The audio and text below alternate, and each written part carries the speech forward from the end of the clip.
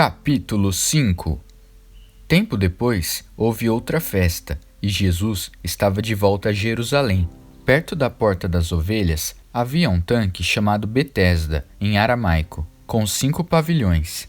Centenas de doentes, cegos, aleijados, paralíticos, ocupavam esses pavilhões. Um homem inválido estava ali havia 38 anos. Quando o viu estendido ao lado do tanque, sabendo por quanto tempo ele estava ali, Jesus lhe disse: "Você quer ficar bom?" O homem respondeu: "Senhor, quando a água é agitada, não tenho quem me ponha no tanque. Tento chegar, mas sempre alguém chega antes." Jesus disse: "Levante-se, pegue sua maca e comece a andar." O homem ficou curado imediatamente, pegou a maca e saiu dali. Mas era sábado. Alguns judeus pararam o homem curado e disseram: "É sábado, você não pode carregar sua maca por aí. É contra a lei." Ele respondeu: "O homem que me curou me mandou fazer isso. Ele disse: pegue sua maca e comece a andar." Eles perguntaram: "Quem deu essa ordem?" Mas o homem não sabia, e Jesus havia sumido por entre a multidão. Mais tarde, Jesus encontrou o homem no templo e comentou: "Você está com ótima aparência, está muito bem, mas não volte para a velha vida de pecado, ou algo pior poderá acontecer." O homem então foi contar aos judeus que a pessoa que o havia curado era Jesus. Por isso, os judeus passaram a perseguir Jesus por ele ter curado no sábado. Jesus defendeu-se: "Meu pai trabalha o tempo todo, mesmo no sábado, e eu também." A resposta irritou os judeus, que agora queriam não apenas denunciá-lo, queriam matá-lo. Ele não estava apenas quebrando o sábado, mas estava dizendo que Deus era seu pai, pondo-se no nível do próprio Deus. Jesus finalmente se explicou: "Digo a verdade para vocês. O filho não pode fazer algo de forma independente, mas apenas o que vê o pai fazer. O que o pai faz, o filho faz. O pai ama o filho e o inclui em todos os seus planos.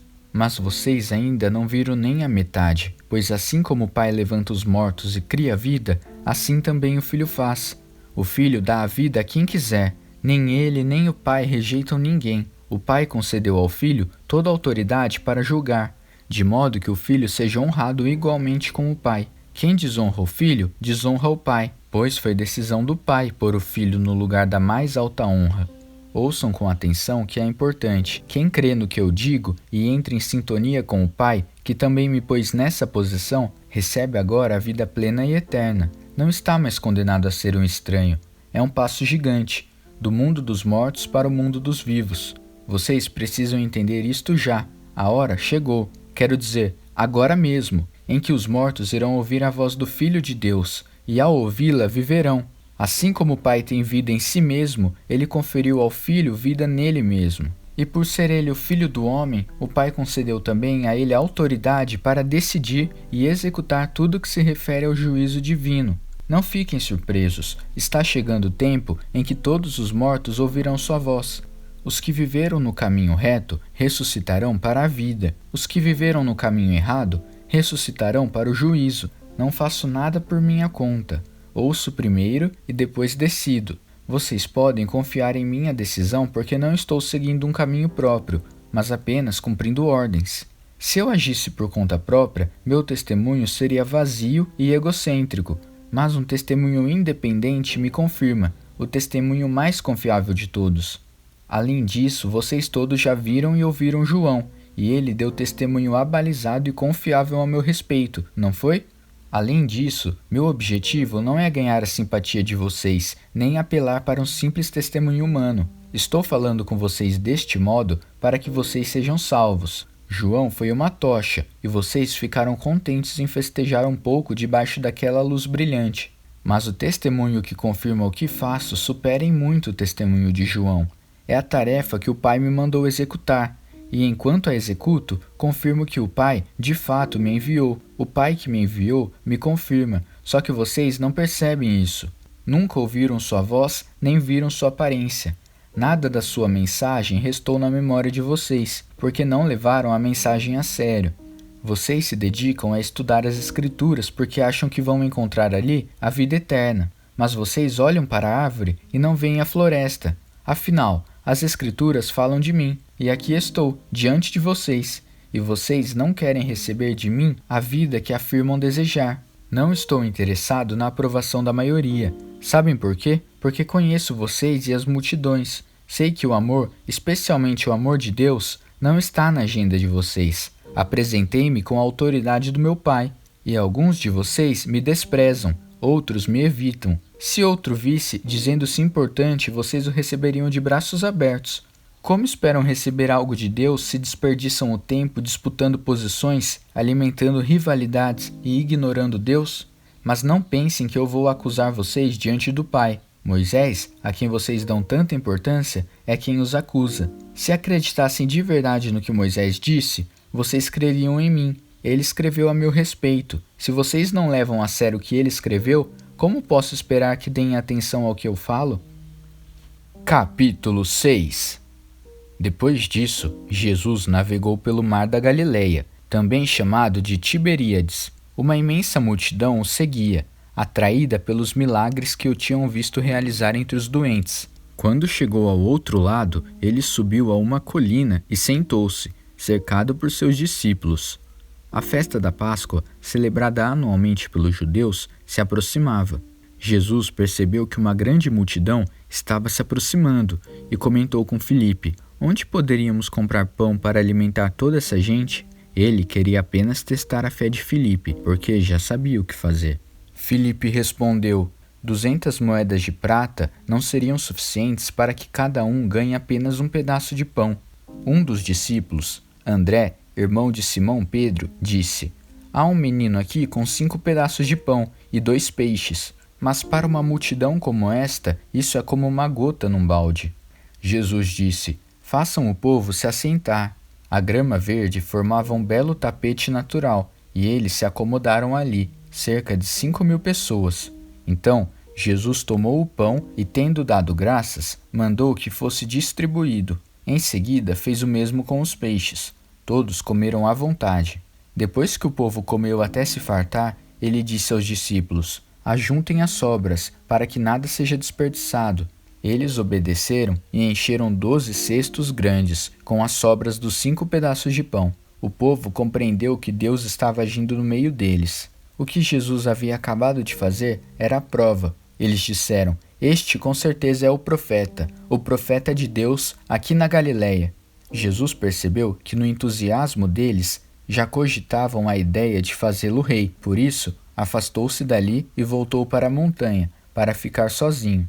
Ao entardecer, os discípulos voltaram para o mar, entraram no barco e navegaram em direção a Cafarnaum.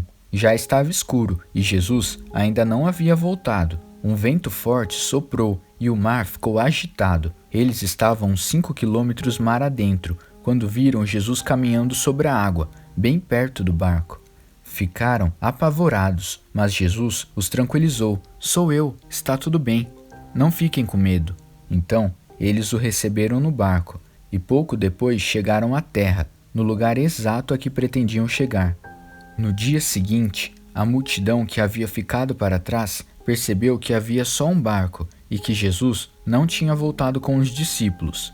Eles tinham visto o barco sair sem Jesus, mas havia barcos de Tiberíades por perto na hora em que eles comiam o pão abençoado pelo Senhor. Assim, quando perceberam que não havia voltado, entraram nos barcos de Tiberíades e foram para Cafarnaum à procura dele. Quando o encontraram, no outro lado do mar, disseram: Rabi, quando o Senhor chegou aqui? Jesus respondeu: vocês vêm à minha procura não porque viram Deus no que eu fiz, mas porque enchi a barriga de vocês, e de graça. Não gastem energia lutando por comida perecível como aquela. Trabalhem pela comida que permanece, comida que sustenta a vida eterna, comida que o Filho do Homem providencia.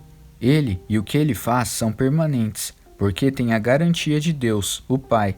Eles disseram: muito bem, o que temos de fazer então para realizar as obras de Deus? Jesus respondeu: confiem naquele que Deus enviou. Se passarem a segui-lo, os envolverá na obra de Deus. Eles pediram: dá-nos um sinal que diga quem és, uma pista sobre o que está acontecendo. Então seremos teus seguidores. Mostra-nos o que podes fazer.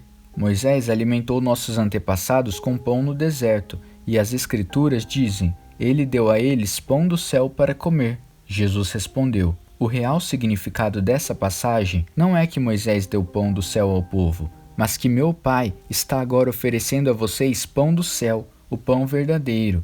O pão de Deus desceu do céu para dar vida ao mundo. Eles pediram: então queremos esse pão, agora e sempre. Jesus disse: eu sou o pão da vida. Quem vem a mim não terá mais nem sede nem fome. Digo isso com toda clareza, porque vocês, ainda que me tenham visto em ação, não acreditam em mim. Aquele que o Pai me dá virá correndo para mim. E uma vez que essa pessoa esteja comigo, eu aguardarei, não permitirei que ela se vá. Desci do céu não para seguir meus caprichos, mas para cumprir a vontade daquele que me enviou. Posso resumir assim essa vontade. Toda a tarefa de que o Pai me incumbiu será concluída, sem a omissão de um único detalhe, para que no fim dos tempos tudo esteja como deve ser. É isto que o meu Pai quer, que quem vira o Filho, acredita nele e no que ele faz e torna-se seu seguidor, entre na vida verdadeira, a vida eterna. Minha tarefa é mantê-los vivos e intactos até o fim dos tempos. Pelo fato de ele ter dito, sou o pão que desceu do céu, os judeus começaram a discutir com ele. Este não é o filho de José? Não conhecemos seu pai? Não conhecemos sua mãe? Como pode ele agora dizer, desci do céu, e esperar que alguém acredite nele? Jesus disse, não briguem por minha causa. Vocês não estão no comando, mas sim o Pai, que me enviou. Ele traz a mim as pessoas. É o único modo de vir a mim. Só assim realizo o meu trabalho, reunindo as pessoas e preparando-as para o fim. Foi o que os profetas quiseram dizer quando escreveram: eles todos serão pessoalmente ensinados por Deus. Quem quer que tenha passado algum tempo ouvindo o Pai, ouvindo de verdade e aprendendo, vem a mim para ser ensinado pessoalmente, para ver com os próprios olhos e ouvir de mim com seus ouvidos, pois tudo recebi diretamente do Pai. Ninguém viu o Pai a não ser aquele que convivia com ele, e vocês agora podem ver a mim.